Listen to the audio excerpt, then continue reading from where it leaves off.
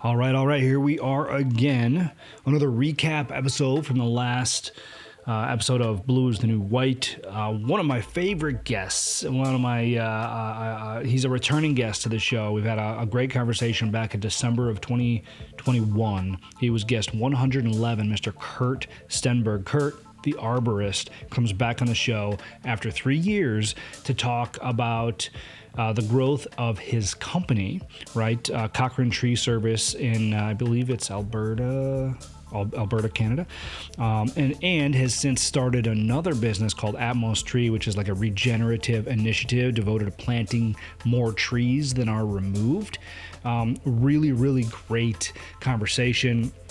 Kurt's just got an incredible personality, super humble, very curious, and eager to learn, right? And just doesn't have that off switch. He just goes and follows his ideas, which coincidentally is what he says is his superpower. It's not just idea generation, but I think that idea generation comes from this ability to see how things work, see how systems work together, be able to flip into other people's perspectives, even at least partially, to understand how people think. So when I'm looking at, say, my website, I'm not like looking at it and being distracted by like, ooh, that's a cool color. Ooh, I like that button over there. It's more like, what is somebody else thinking when they've seen this for the fresh eyes for the first time?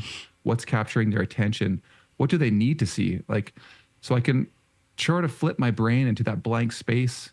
Sometimes that is getting more and more difficult because you do get this baseline of like knowledge and understanding that you have to try and remove. But yeah, I mean, it ties in with, I did this pipe ceremony one time with these indigenous people, and I was given a spirit animal and spirit name, and it was, my spirit animal is like the hawk, right? And it's like the all-seeing, can see like bird's eye view of everything and how just stuff works, where things are going to go, how it pieces together. So this gives me the ability, I think, to come up with a lot of ideas, because when I see a problem, like you mentioned, where you come up against like these mistakes or hurdles or whatever, it's like, that's just instead of moving on to something else, that's just an opportunity for something to solve.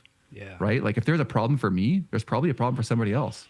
And then all of a sudden my ideas are just going like, well, how can we solve this? How can we prevent this from happening in the future for myself or for other people? And then it's like, okay, this is a greater problem where like now there's an opportunity to create a business out of this. Yeah. It's a really great conversation that we had. A lot of talk around employment and culture and people, right? And how to find the right people, how to develop the right people. So a couple of things here. Number one, he said early on in the episode, he wants to let people know that you don't need to be a born entrepreneur to be successful. This is all stuff that can be learned, right? This is all stuff that is not natural to us most of the time, and this is stuff that you can develop over time, albeit with probably a lot of failure, right? But more getting back up than getting knocked down. So definitely a good message there, to start the show, as a catalyst for the conversation. We also talk about how he's early in the stages of business, right? But I understood very, very quickly, as you will too, if you listen to this episode, that I think he's wise beyond his years, and he understands what needs to be done, so growth in his businesses is not only happening, but it's inevitable to continue. He understands that importance of finding people who are good at learning. One of the things that I asked him was, what do you look for?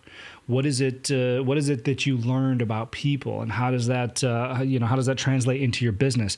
And he said, and this is unequivocally true in any business, in any industry, right, that you have got to find people who are good at learning. And while everybody learns differently with their hands or their eyes or their ears or collaborative or being instructed or whatever, right, people who are good at learning are the people who can develop into incredible team members, incredible partners, incredible employees, to help move you and them closer to your goals. So Really, really great information, surrounding that. It's also what leads in Kurt's words. It's also what leads to a culture of independent thinkers, right? And I want to talk about this for just a second, because I don't know about you guys out there, right? But I have been, as of late, and when I say late, I mean the last couple of years, I have noticed such a decline in quality, in customer service, pretty much anywhere. I'm not trying to be a pessimist. I am not. There are still some great companies out there delivering some great customer service, which is fantastic. But largely, I have noticed a decline, right, in this willingness to serve, is what I'm going to call it. Right. And whether that's retail or whether that's a service industry or whatever. And that's why I think this culture of independent thought is so important, because I feel like the culture of independent thought breeds people doing things for the right reasons, right? You're teaching people what to think, not how to think, so they're just checking boxes and they're going down a list, and, your reaction to whatever it is they're saying is just completely indifferent to them. They're just, they're completely indifferent to it, right? And they're just going down the list. And it doesn't matter. And I've experienced this time and time and time again. I talk about all the time with my wife, right? About how just, we ask the simplest questions in a grocery store or a retail store or something like that. And like the dead stares that we get, oh my gosh, can't handle it sometimes, I'll tell you guys, and it's not everywhere, again, and it's not everybody, but it exists, and it exists more today than it did 2-3 years ago, in my humble opinion. So that's why I loved this conversation. And then lastly, we talked about emotion and its role in business, and that adage that people say, oh, it's just business. Oh, it's just business. As if to say, there shouldn't be any emotion in it. There shouldn't be any feeling in it. It should be, there you go, that word again, indifferent, right? You should just be indifferent. It's just business. However, we are still human beings with thoughts and emotions and feelings, and we, as much as we say, leave it at home, man, we bring that shit everywhere.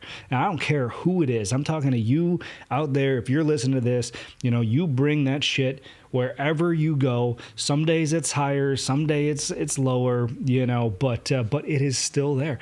And I think it's important to understand that, because as we move through business and we build cultures and we lead people, we've got to connect with them. They've got to trust us as leaders, right? So we can't ignore this stuff. It won't work, right?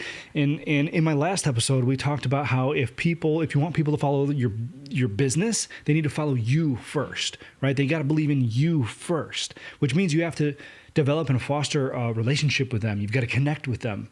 You've got to build that trust. And the only way to do that, you can't do that talking just in facts. You've got to put some feeling into it, man, because that's what inspires people. People don't get inspired with facts. People get inspired with feelings, right? So I think it's really, really important to kind of crush that narrative that emotions have no place in business. And listen, I'm also, there's exceptions to every rule, right? Sometimes it doesn't serve us, and I get that too, and I'm not saying that, we got to all go into work, crying because we're so happy, right? Or yelling because we're mad, or, we've got to find temperance, we've got to find balance, but we just can't ignore that emotions exist everywhere in business, as well as our personal lives. So really, really awesome and enlightening conversation that we have here. I click really well with Kurt, so it's a really fun conversation back and forth. I guarantee you'll find some value in it. So if you haven't listened to the episode yet, definitely take a listen.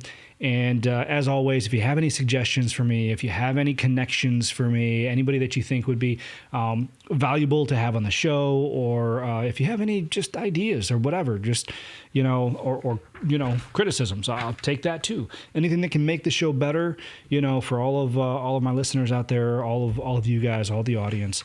So don't be a stranger, connect with me, share with me, DM me, whatever. Anyway, I'll let you get back to it. Check out that episode, and we'll see you next week.